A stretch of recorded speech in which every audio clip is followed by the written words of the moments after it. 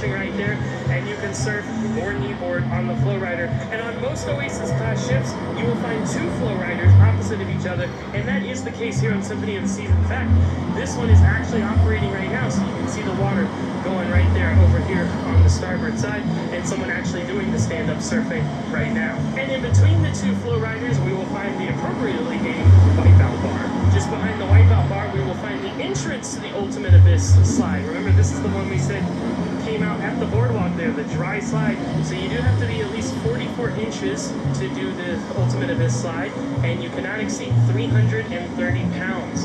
And they'll give you some other parameters too, like you can't have loose articles, you have to tuck in lanyards, you need to wear sleeves, things like that. They'll dictate that to you when you're on board. But there's the height indicator there, so whenever it's ready, you'll grab a sack, you go up the stairs here, and there'll actually be a glass floor there, so you'll be looking straight down to where you're going to be headed to, and then you get in the slide, and you go.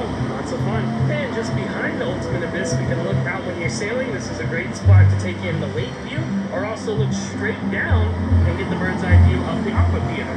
So again, there's the flow rider on the starboard side, and here is the loading area for the zip line. So you'll actually go right up there, get on the stairs, they'll hook you up, and you'll zip across. So now we're going to head back down the stairs here, and we will see our last thing in this area, which is the sports court, or the basketball court. Mostly used for basketball. They do have the 2 hoops, so it is a full-size court, but they will set up the goals there, the nets for soccer. Sometimes they'll have pickleball, different things like that. All included with your cruise fare. I don't remember if I mentioned it, but if I didn't, flow rider is also included with your cruise fare. I'll go ahead and point out something fun here. Just above where we're at, we'll see all those glass panels. That's actually the windjammer. We'll get to that in just a little bit.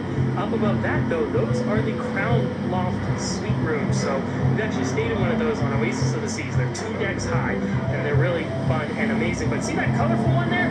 That's actually the Ultimate Family Suite. They have their own lucky climber out on their balcony, as well as their own private jacuzzi hot tub.